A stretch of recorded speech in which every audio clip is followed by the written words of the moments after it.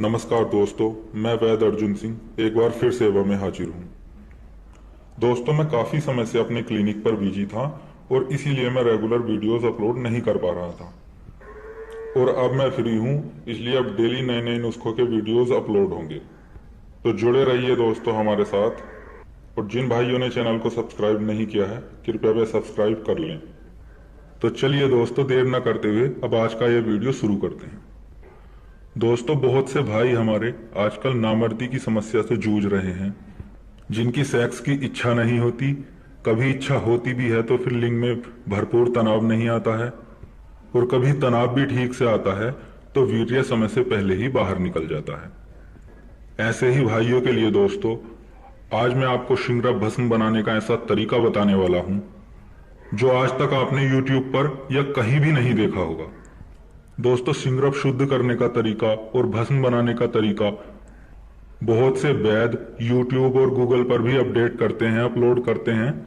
लेकिन दोस्तों, आपकी जानकारी के लिए बता दूं, उनमें से 80% तरीके बिल्कुल गलत होते हैं। उनका जो दोस्तों शिंगरफ को शुद्ध करने का तरीका होता है और बाद में आग देकर भस्म बनाने का तरीका होता है, इसी प्रक्रिया में उनके शिंगरफ का जो पारा होता है या तो वो जल जाता है या फिर वो उड़ जाता है। और उसके बाद दोस्तों वो शिंगरफ भस्म किसी भी काम की नहीं बचती। और दोस्तों, जो तरीका ये आज मैं आपको बता रहा हूं, आप बनाएं या अपने पास के किसी भी वैद्य हकीम से बनवा लें और फिर देखिए, इसकी पहली खुराक से ही आप रिजल्ट खुद देख लेना। ये देखिएगा दोस्तों, ये सबसे आला दर्जे का शिंगरफ है, शिंगरफ रूमी। आप इसकी चमक देख सकते हैं। दोस्तों, हमारे यहाँ 3 से 4 तरह का शिंगरफ मिलता है, उसमें ये जो शिंगरफ रूमी है, ये सबसे उच्च कोटि का शिंगरफ है। शिंगरफ दोस्तों पारा गंधक और मैनसिल का मिश्रण होता है। बाकी इस शिंगरफ से जो अलग शिंगरफ होते हैं, उनमें मैनसिल और गंधक की मात्रा ज्यादा होती है, पारे की कम होती है। लेकिन ये जो शिंगरफ आप देख रहे हैं रूमी, ये असली शिंगरफ है, इसमें पारे की मात्रा ज्यादा से ज्यादा होती है। इसीलिए इससे जो भस्म तैयार की जाती है वो बहुत ही उच्च कोटि की भस्म होती है। अब दोस्तों, आपने 10 ग्राम शिंगरफ ले लेनी है अच्छी क्वालिटी की, जैसी आप ये देख रहे हैं। इस शिंगरफ को दोस्तों आपने एक सूती कपड़े की पोटली बनाकर उसका दोला यंत्र करना है। दोला यंत्र के लिए दोस्तों आपने आधा किलो नींबू का रस लेना है और उसमें 1 लीटर पानी मिला लेना है। उसमें आपको इसे लटका देना है 3 घंटे के लिए। जो भी वैद्य हकीम भाई हैं मेरे, वो जानते होंगे दोला यंत्र किस तरह किया जाता है। नींबू के रस और नल के पानी में, ताजे पानी में इसका दोला यंत्र करना है 3 घंटे के लिए।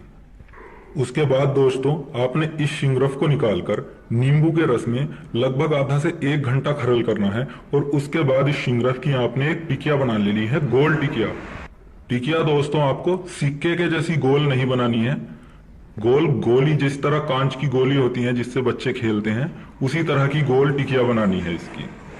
अब दोस्तों, जब आपकी ये गोल टिकिया सूख जाए, तब आपने एक धतूरा लेना है बड़े से बड़े साइज का।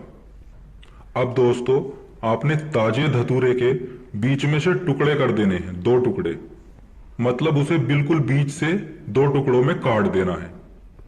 अब काटने के बाद दोस्तों उसके बीच के बीज वगैरह आपने बिल्कुल निकाल लेने हैं दोनों साइड के, और वो जो खोखली जगह बचती है उसमें आपने अपने शिंगरफ की गोल टिकिया रख देनी है और वापस से अपने धतूरे को जोड़ देना है।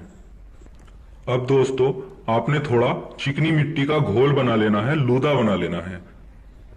अब आपने एक कॉटन के कपड़े की पट्टी ले लेनी है, लगभग 2 से 2.5 फीट की। उस पट्टी को आपने उस गीली मिट्टी के पानी में भिगो देना है, मतलब थोड़ी थोड़ी मिट्टी उस पट्टी पर चढ़ा देनी है और उस पट्टी को आपने धतूरे पर अच्छी तरह चारों तरफ लपेट देना है। लपेटने के बाद दोस्तों आपने उस पट्टी पर लगभग आधा इंच मोटा मिट्टी का लेप चढ़ा देना है और उसे एक बॉल की तरह, गोल गेंद की तरह बना लेना है। अब इस गेंद को दोस्तों आपने सुखा लेना है अच्छी तरह। और दोस्तों जैसे ही आपकी ये बॉल अच्छी तरह सूख जाए, अब आपने लगभग 2.5 से 3 किलो रेत लेनी है। रेत अच्छी हो, गीली ना हो। अब आपने उस रेत को एक कढ़ाई में डालकर अपने गैस चूल्हे पर रख देना है। दोस्तों लकड़ी या उपलों की आग या भट्टी की आग इसे नहीं देना है, आपने गैस चूल्हा ही इस्तेमाल करना है और लगभग मीडियम से भी थोड़ा कम आंच पर उसे रख देना है उस रेत को। अब दोस्तों आपने इस रेत में अपनी वो धतूरे वाली बॉल जो आपने बनाई है उसे रख देना है बिल्कुल बीच में। याद रहे इसकी ये जो तली होती है कढ़ाई की उसमें भी वो टच ना हो और वो ऊपर भी ना रहे, बिल्कुल बीच में आपने उस बॉल को रख देना है। अब दोस्तों आपने आग जला देनी है मीडियम से थोड़ी कम और लगभग 2 घंटे तक आपने यही आग रखनी है। 2 घंटे के बाद आपने दोस्तों गैस को मीडियम साइज से थोड़ा और बढ़ा देना है।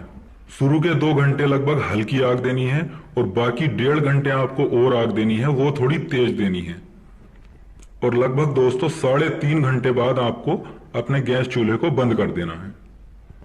अब जब दोस्तों आपकी रेत अच्छी तरह से ठंडी हो जाए उसके बाद अपने धतूरे को आपने बाहर निकाल लेना है और जब वो ठंडा हो जाए उसे सावधानी पूर्वक आपने उसकी मिट्टी कपड़ा वगैरह सब उतारकर सावधानी पूर्वक अपनी टिकिया को बाहर निकाल लेना है। और फिर दोस्तों उस टिकिया को आपने खरल में डालकर रगड़ना है और तब तक उसकी रगड़ाई करनी है जब तक उसकी चमक बिल्कुल खत्म ना हो जाए और उसके बाद दोस्तों आप उसे इस्तेमाल कर सकते हैं। दोस्तों ये वो तरीका है, इससे बनाई गई भस्म का पारा कहीं भी नहीं उड़ता और बहुत बहुत अच्छा रिजल्ट मिलता है। ये देखिए दोस्तों, ये कुछ ही दिन मैंने पहले तैयार की है और ये आप देख सकते हैं।